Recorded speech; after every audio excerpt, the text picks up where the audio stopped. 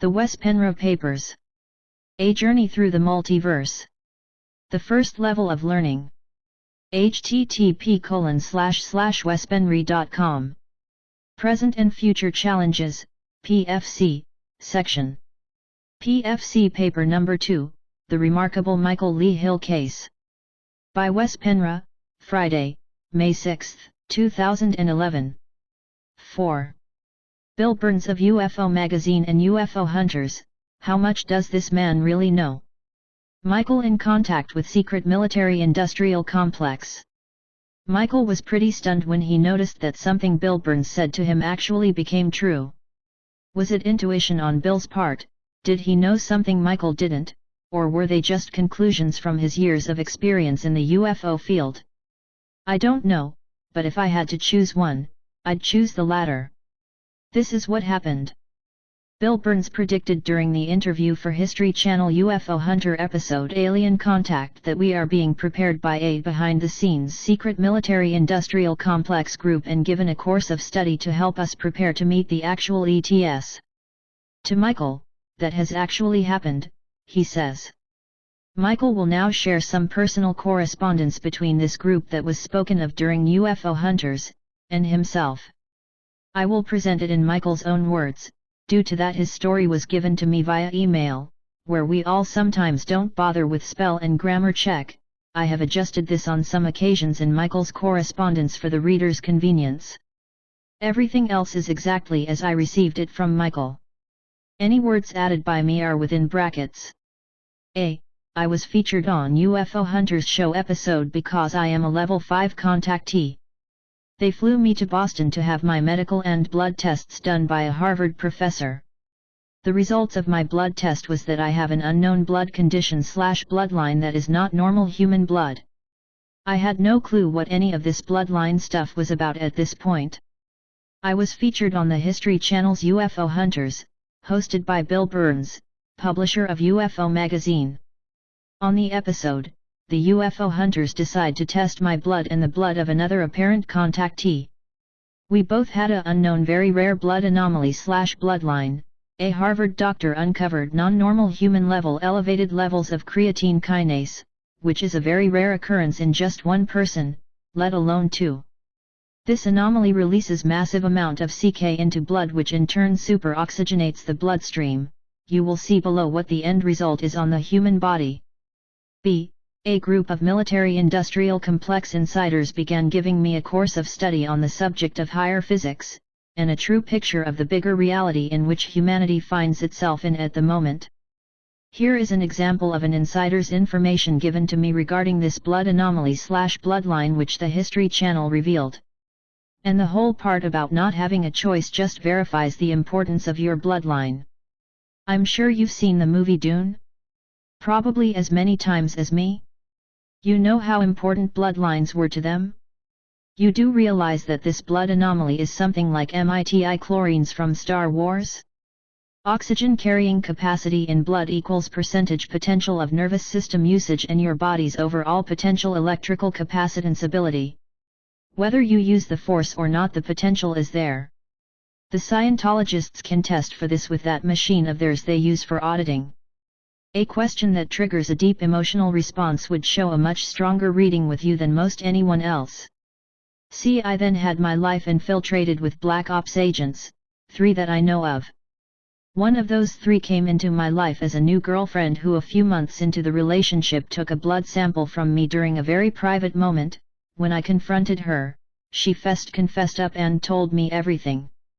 Her first words were your hard-earned tax dollars are being put to good use, and that the group she worked for confirmed what they were looking for in my blood, the human/Anunnaki hybrid bloodline, emphasis not an original. Below is an email from this secret group of insiders I mentioned. They began to ask me point-blank questions such as the following. These are actual cut and pastes from talks I have had with them. It is not a complete surprise to any of us that you were a target of trickery, deceit, malfeasance, misuse, abuse, misinformation, and disinformation. To top it all off, you've chosen a most public life that looks like it's reflected back to you all of the fears embedded in the human soul from long ago. But, in between all of the horsebucky, you have been fed some manna. But you'll have to figure out which is which, having chosen the road you are taking. As to your blood anomaly, don't feel lonesome.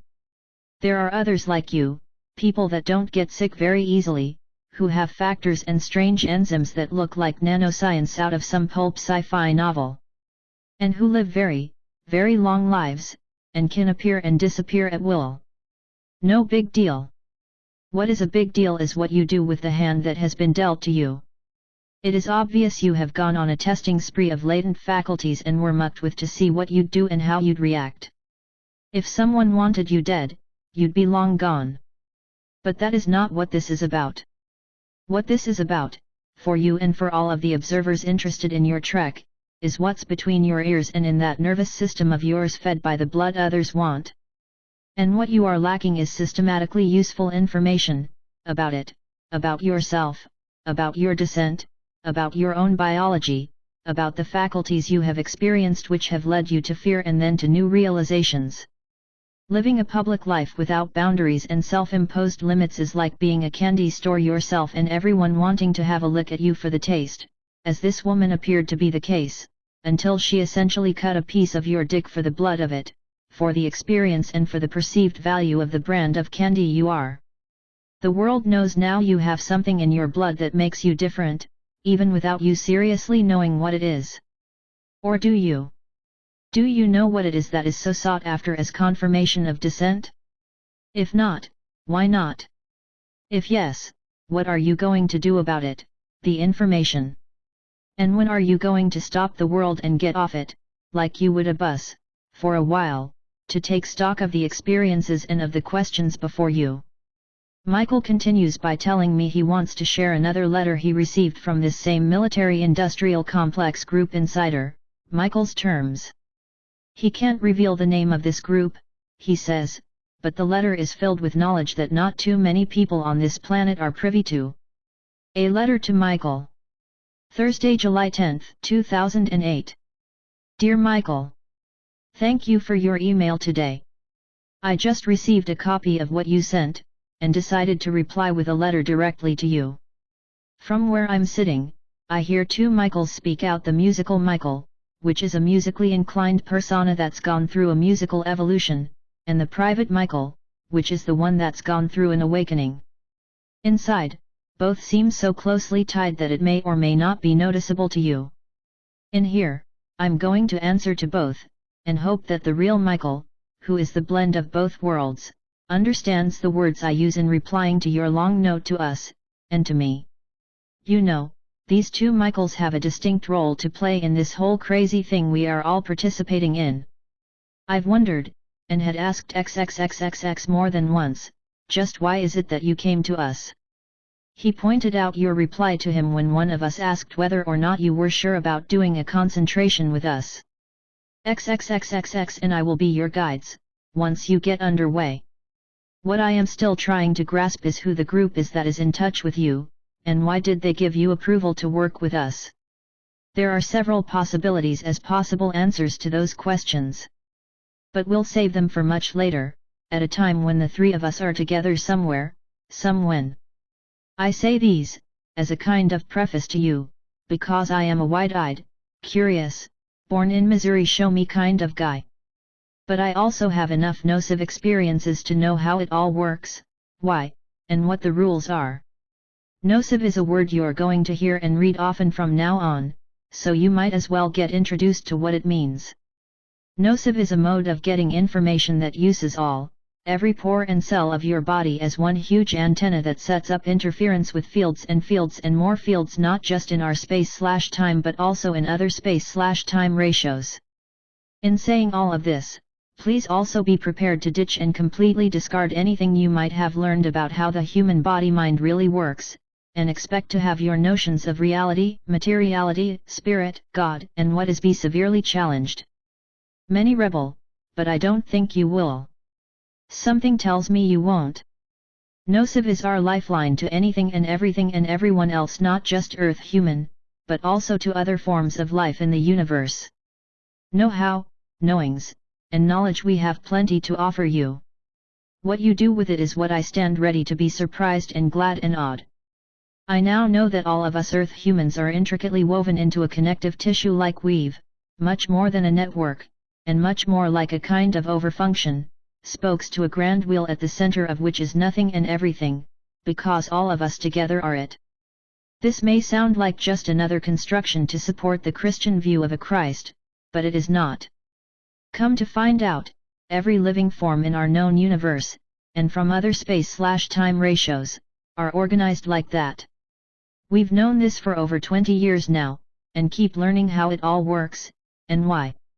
Then there are those who are not from here, some of whom are already on planet's surface, some already living around where you live and elsewhere in the upper Midwest. They look like you and me, but you can tell they are not from here. The life forms with whom you are connected to and communicate with may well have representative or crew members already on the surface, in Ohio and other nearby states. This would not surprise me in the least. In fact, by what you described in your email, I would expect it. Let me then give you a capsule view of what we are about, what kind of science we practice, what I believe is the set of reasons they sent you here to us, and what my vision is of why you are here. About us. We are a germ that was planted in the soil of some minds back in the early 80s and germinated in some of us in the later years of that decade. The idea did not come from any of us, but rather from one of them. From those small beginnings, we are now still a small group, 50 plus, but we are independent of any organized worldview and control, and we are organized as a cooperative that operates by consensus of all its members. It is a handful to operate, but it keeps us out of the penetration and control of outside forces, if you know what I mean. The principle is simple: some can be fooled all of the time, all can be fooled part of the time, but not all can be fooled all of the time. In the latter years of the decade of the 90s, we had prima donnas and egomaniacs who wanted to be the stars, and it almost tore the whole group apart. But, fortunately, everyone saw things for what they were and decided as a group that we did not want that. We wanted all involved and participating according to individual plans and wishes. Our mission statement is simple: we are here to study what can be said about what nature is and how she works. The story is continuing to evolve, the whole thing is a work in progress. But we are of one mind about the mission.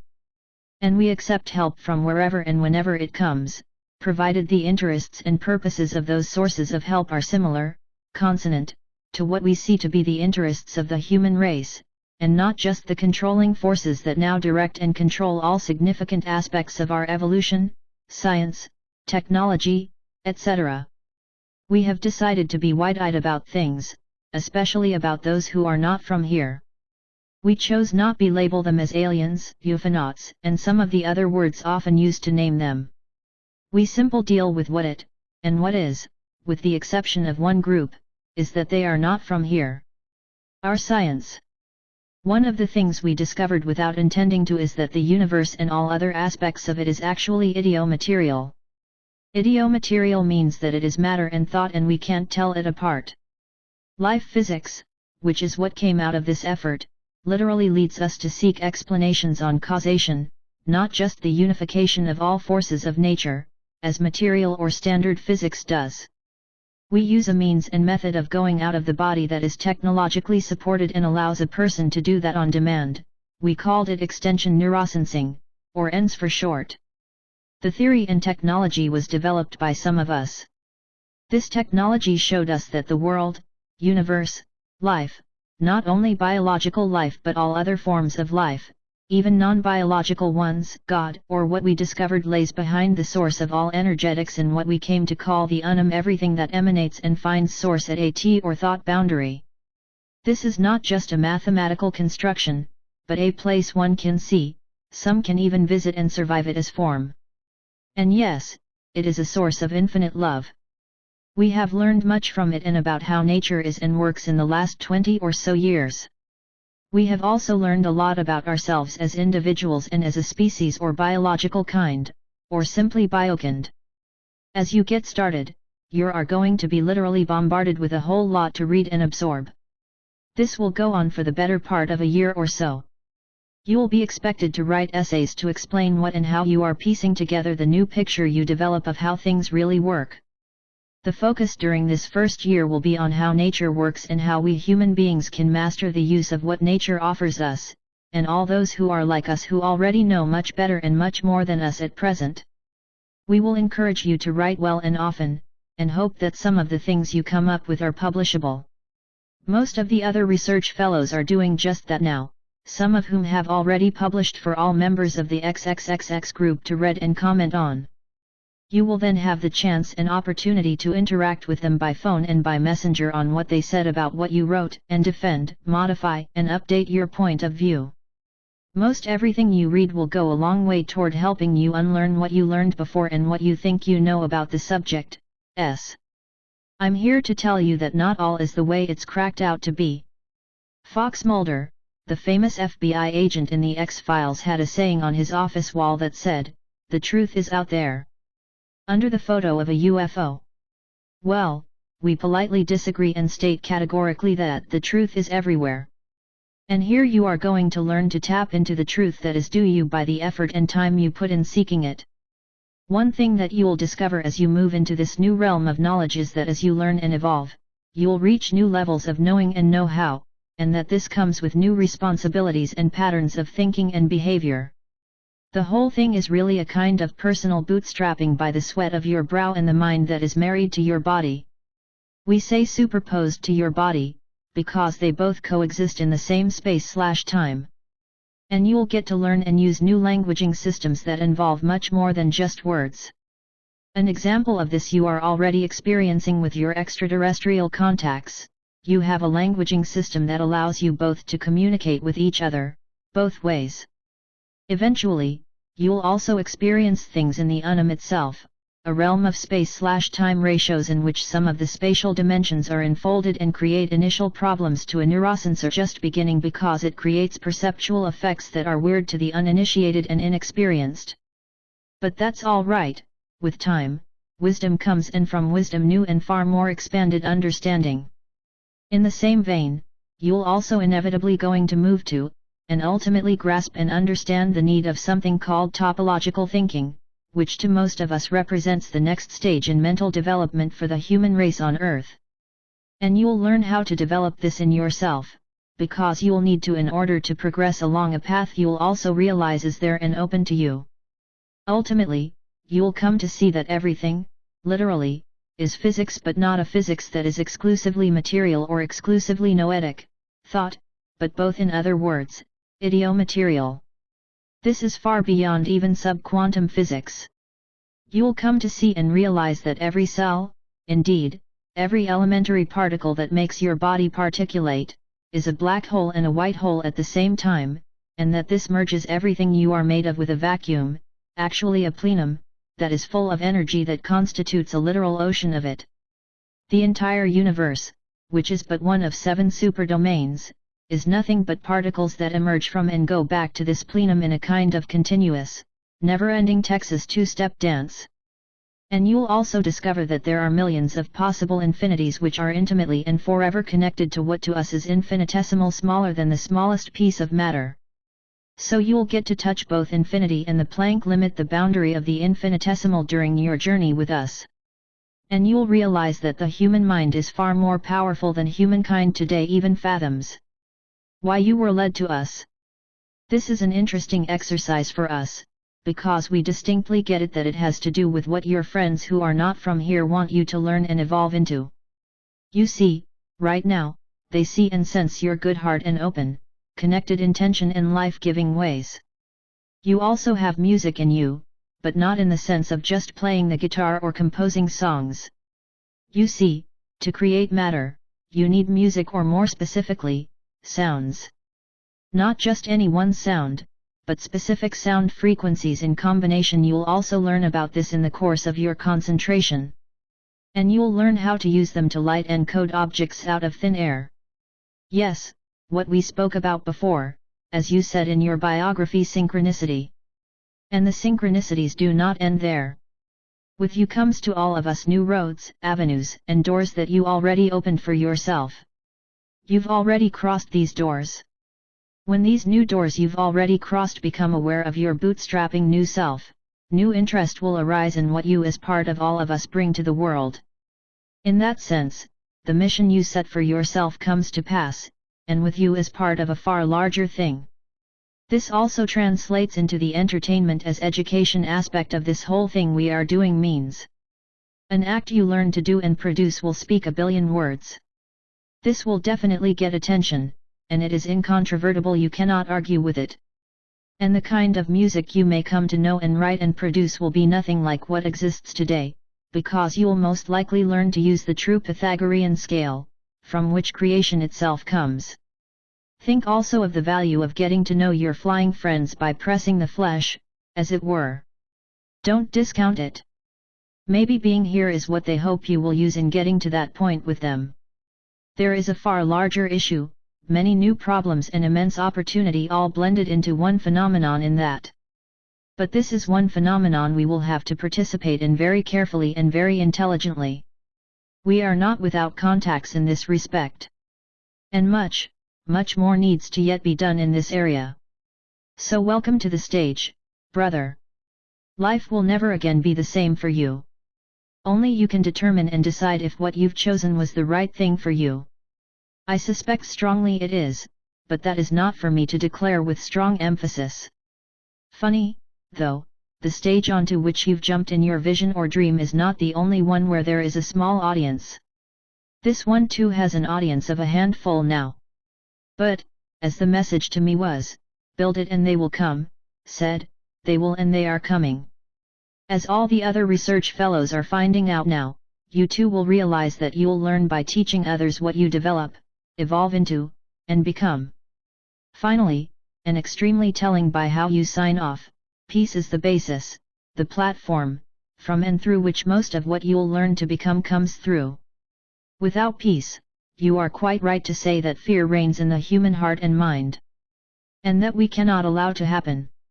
Our own survival and thrive as a biokind rides on it. At peace. XXXXXXXXXXPH.D. Managing Scientist. Michael says, I have been given a course of study from this secret group just as Bill Burns predicted on the History Channel show. As I stated, I have met many ETs now. The main group I have been personally contacted by in all of this is the Anunnaki, both the ones who have been here all along but hidden behind the scenes and the incoming Anunnaki as well. The Anunnaki are returning, and I believe that is why the masses are being prepared with shows such as the History Channel's Ancient Aliens show, in particular the Mission episode which dealt almost exclusively with the Anunnaki. Last but not least, I would like to share a communication I received from a military-industrial complex insider as an example of what these insiders are telling me about what they know regarding me and my contact with these orbs of light. Michael's comments are within parenthesis, Wes's note. I'm termed a subcontractor, W.S.F.M.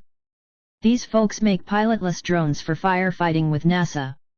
http://ntrs.nasa.gov/archive/nasa/casey.ntrs.nasa.gov/2008008870_. 200800085009.pdf. More of Boyd Bushman's revelations are being run through several labs/tests as we speak. Michael, you will be kept up to speed. This individual is speaking about senior scientist for Lockheed Martin Boyd Bushman's testimony from David Saraida's and my film From Here to Andromeda, http://www.fromheretoandromeda.com/bio_Boyd-Bushman.html right parenthesis. You will have no doubts by now, Michael, that the intelligences associated with the orbs selected you, just as you have since become aware that the intelligence agencies know this also but are at a loss what to do about it. All are awaiting the orbs associated intelligence's moves unfold via interaction with you. Part of the reason of your selection was your frame of mind. You exhibited/transmitted neither fear nor anger, painful to these orb intelligences and much magnified, to what may be imagined. Your enthusiasm to transmit your encounters is also factor. It is no coincidence that you are witnessing and recording the complete range of UK Ministry of Defence phenomena. There is motive and close/direct and mental encounters which I believe will be revealed soon. W.S.F.M. Subcontractor. Michael goes on, then through another communication it was stated how the powers that be had tried to silence the Lake Erie UFO story and discredit me in the process. This was my exact reply. They sure did try to shut down this Lake Erie UFO story, but the fact is the actual UFO activity over Lake Erie is growing and hundreds of people are seeing and filming it. All the major media has covered the story and they have here filming these objects as well. Early May you will see this story all over the news. So yes, they did try and discredit me a few years ago, but we are well beyond that now and you can't keep a good man down. I have never given up trying to help humanity no matter what they said because I knew the truth. I will be vindicated now because this story is going worldwide, it is disclosure. And here is his actual response to Michael's reply. And out of those hundreds we have you the one chosen by Enki to be his messenger. Wait, you're the mate Raya.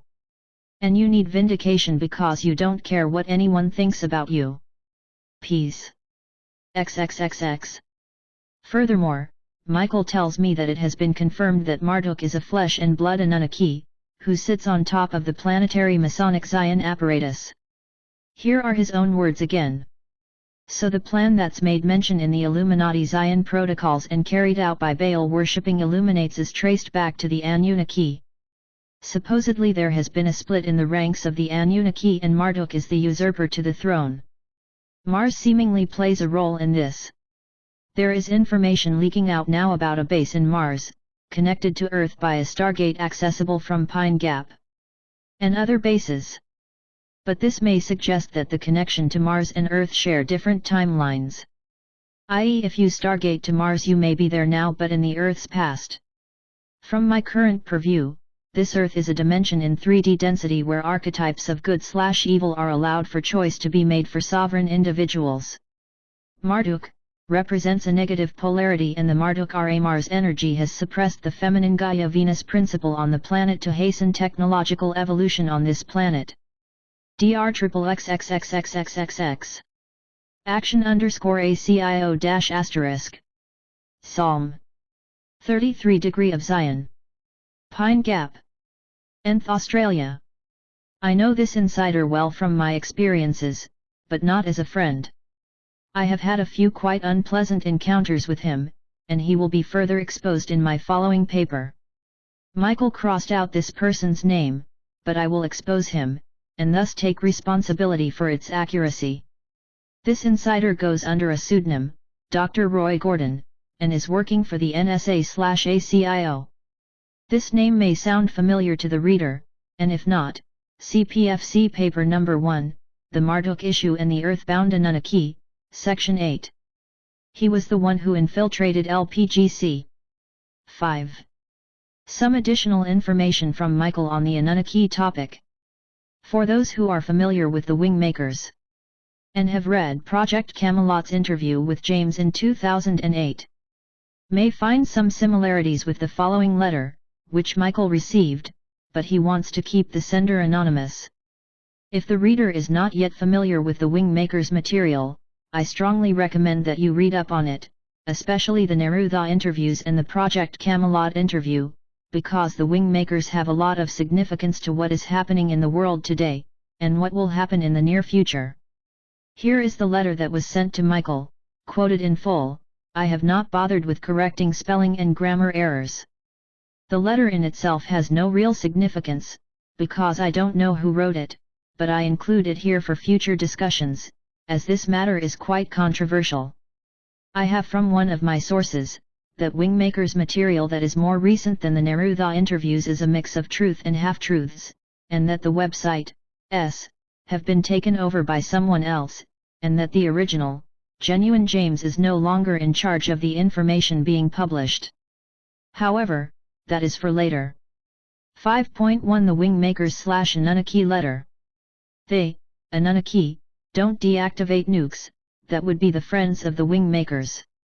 The Atlanteans who avoided being enslaved by the Anunnaki by moving into another dimension of Earth where the Anunnaki can't go, so they sealed the grids between the dimensions. Just recently these Atlanteans breached the grid between the dimensions, and even though they have been sending messages to their fellow citizens, for 11,000 years now, they were mostly distorted by the HMS programming. Humans were too preoccupied with survival, until now. This era is the first time humans have had a moment to think outside the box, because the Anunnaki incarnated, left running the programs of the Anunnaki. The bloodline is of the self-created gods, but now the Atlanteans are incarnating too. The indiscretion of these human Anunnaki is infamous, so some of us may in fact have some of their DNA in us. The Anunnaki are the rulers of this universe. They are not fallen angels, they are another species completely different than angels. Obviously, we have the same creator, and the same free will. They choose to take advantage of theory technology to enslave entire planets, and ours was just one of them, but we shall prevail, because we have discovered how to turn the HMS off. To turn off the HMS, one must simply say no more, will participate in the deception of dualities, and follow through with that. No more. No more will I be part of this deception. No more will I contribute my energy to the works of deception. No more will I stand idle while others suffer. No more will I shake in my self-doubt and allow those in power to decide my fate. No longer will I be sucked into the distractions of the elite. No longer will I reserve my activism for a future time, the time is now.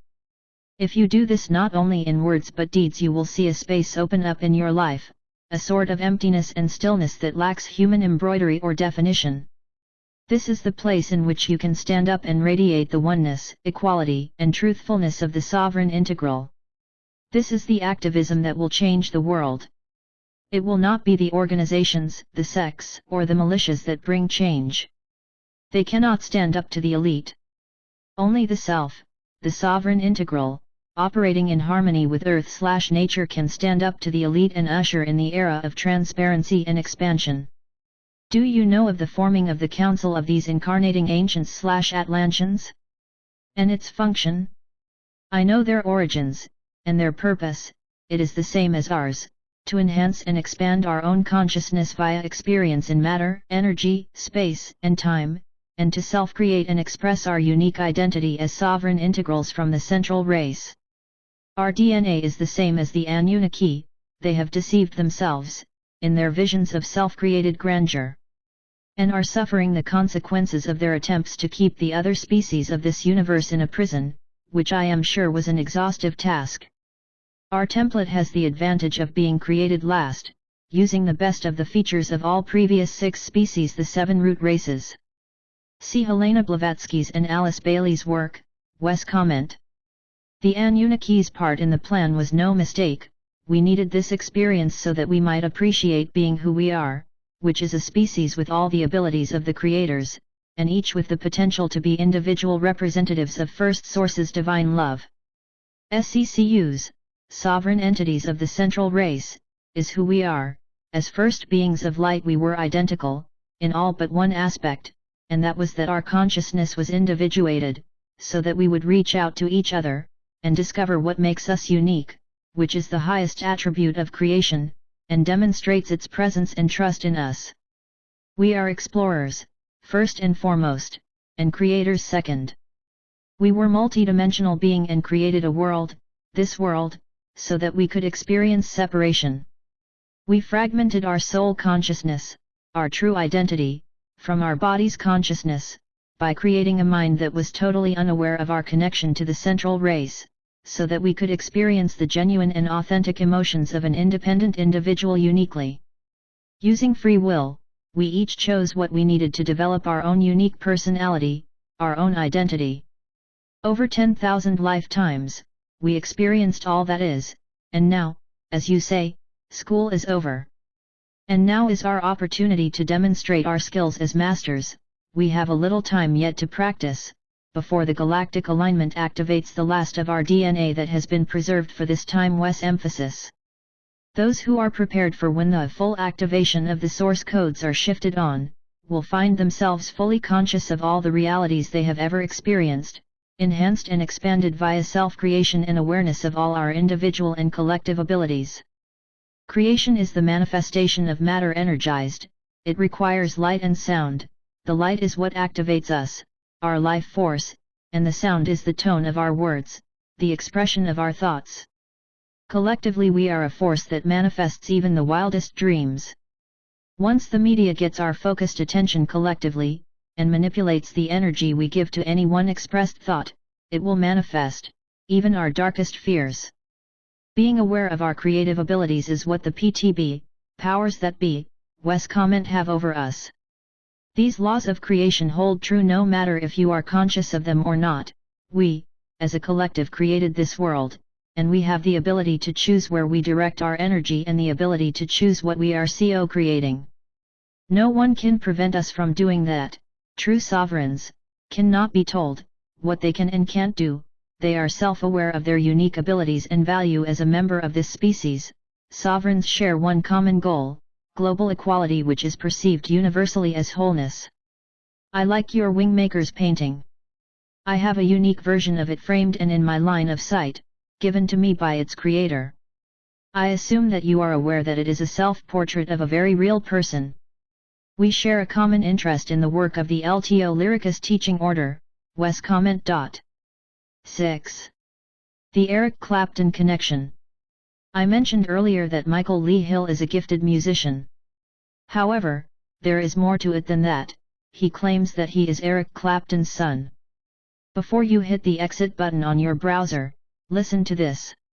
Michael himself had no idea about the above until just recently. Let's start on this end. Michael got a letter from Bill Burns, UFO Hunters. From William J. Burns to Michael Hill.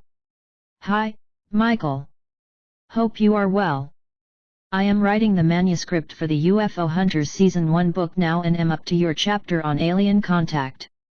I was hoping I could either get on the phone with you or through email, update your information, especially as it regards your biological parents. I think it would be a real blockbuster to have an interview with you about what you learned after the episode when you spoke to your biological mom. What do you think? Best. Bill Burns.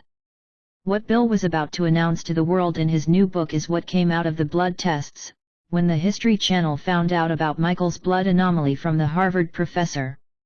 They found out he was adopted, and asked Michael if he could track down his biological parents to see if the blood issue was a family genetic trait. For the first time in his life, Michael got in touch with his biological mother, and also got to meet his two half-sisters. He says it was great to meet them all, and that he should have done it sooner, but time was apparently not right until recently. The shocker came when Michael asked his mother who his biological father is, and she told him, Eric Clapton. And she had plenty of fact and information to back up that claim. Michael tells me, I don't know if I will ever get to meet Eric. I have just about as much of a clue how to contact him as any of you do. I love my father and mother who raised me so much. It's not much of an issue, but I sure would love to get to meet him and jam with him. Smiley face. I was born March 11, 1968, so I would have been conceived around June of 1967, which would make Eric around 22 then. She told me she was very upset because Eric had brought his new girlfriend to the hospital when I was born. She told me that this girl's father held a lot of power in the music industry due to my own research. I believe that girl was Alice Ormsby Gore, who was the youngest daughter of William David Formby Gore, 5th Baron Harlech, a lord in England. You see, William David Ormsby Gore has serious ties into the entertainment, Illuminati, business, and these people had already planned on Eric going solo out of Cream and hooking up with Alice and me, and my mother were not part of that plan. It is known that Eric started dating Alice Ormsby Gore in 1968. My mother did tell me Eric has a blood anomaly as well. Eric had told her he was a blue blood boy or something to that effect. My biological mother and two half-sisters have had no ET contact or UFO sightings that they recall. In early 2008, I interviewed a woman named Deborah Hunter Pitts, who claims to have been the lover of Eric Clapton and Carlos Santana. She also claims to have two sets of twins with both. You can find the interview here. http://www.illuminati-news.com/articles/75.html. Normally, when I write something, it starts a debate, so also in this case.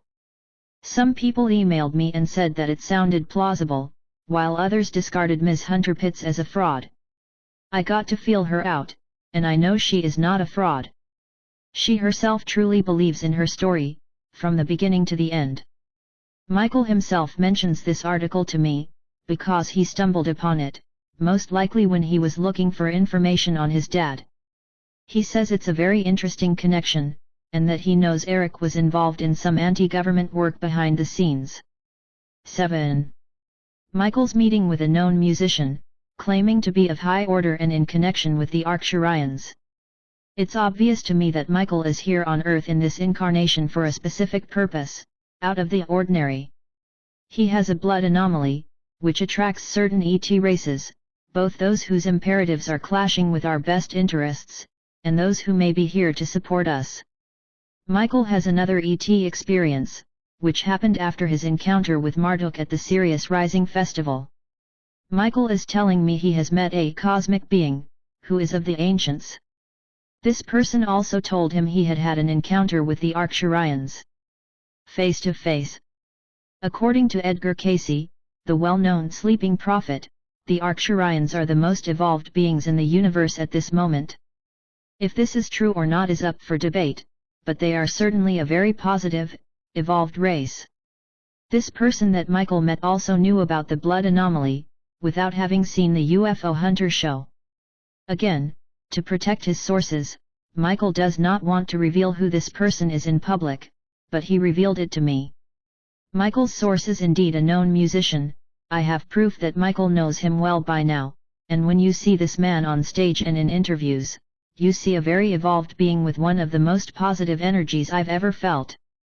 This is one of the reasons I am publishing this part of Michael's story. When you watch and listen to him, he immediately raises your vibrations. When Michael has asked him who he is, this man says, "I'm of the highest of the Most High." He says further that the ancients were a very evolved race who were tricked into the human lives/condition, and around 5,000 years ago their physical human incarnations were slaughtered somehow. Michael continues. These ancients decided to ascend into higher realms and at the right time, at the end of this current cycle, now, 2012, they would reincarnate under the radar, so to speak, into this timeline as humans to awaken and bring great change and heaven on earth. This spiritual master told me that there is a bloodline connected to these ancients in human form, a royal bloodline. Michael has spent quite some time with this other musician, and out of the blue, as the two were walking the streets of Pittsburgh, he suddenly said to Michael, "Michael, you have the bloodline." Michael was caught off guard, but told his friend that indeed he had a blood anomaly, but he doesn't know what it really means. His friend replied, "It's royal blood." Michael said he doesn't know what this means either in relation to himself, but his friend just said, "I know, but you will." And again, apparently, this man had not seen the UFO Hunter show. So Michael asked him how he would know, then? His friend told him, "Michael, I can tell the minute I meet someone if they have the bloodline. That's why I am incarnated right now, to meet and greet the ancients as they awaken." He went on to say, "Michael, the last time we met was 5,000 years ago, and before that was 9,000 years ago, you have the bloodline, you are one of the ancients." Furthermore, he went on to tell Michael that long ago, before the last pole shift, many ancients were tricked into human incarnations, not being told how dark this realm had become, and they were slaughtered. These beings ascended into the higher realms and waited for the right time to begin incarnating back into this timeline again, at the end of this current cycle to help humanity through these difficult changes. Michael then sent me a quote of something he found, which does not originate from his friend, but is related, and he was wondering if I could post it as a side note. Here goes. There was a meeting of galactic leaders as to why the Earth should be helped or not. There were a lot of quick judgments as to leaving the Earth and its inhabitants to their fates of doom and destruction. But there were also those who wanted to help, and they couldn't just come here to do it themselves the way they were because it would violate free will, so there was a test given even to the ETS. To be born here on Earth as humans, to be in their shoes so to speak, and if they gave in and were corrupted, the earth shall be left to its destruction. If they could keep the light and awaken within this nightmare as humans, they can change things and bring about the golden age, so no free will would be breached because it would all be done from within enemy territory, from behind enemy lines. This planet is not to fail, for it would affect all else because everything is connected. To round off, I want to quote Michael directly once again, regarding more information coming from his friend, so the reader gets it directly from the source. Michael's friend said he is responsible for the assembly of a council of people/beings who have this royal bloodline, and there is 150 seats to this council. He told me I was number 63 out of the 150, and I was introduced to number 65 and was told who number 64 is. I can't reveal their identities at this time for obvious reasons. He told me more of why these beings were slaughtered in the past. These beings came from higher realms and were somewhat tricked into human incarnation, not realizing how dark this realm had become. These beings were prophets and seers to the pharaohs of Egypt, and these beings held the keys and knowledge to multidimensional travel, and the pharaohs wanted this knowledge above all else. When the ancients refused the pharaohs this knowledge because they knew the knowledge would be misused, an order was given to slaughter the ancients. This being told me he's waiting for the scientists of this council of 150 to awaken. I asked him, so what happens when you find all 150? He responded, we're going to have a meeting. He went on to tell me he didn't know how many people of the bloodline were incarnated, could be thousands, but this council he is forming is first come or awaken first serve. 8.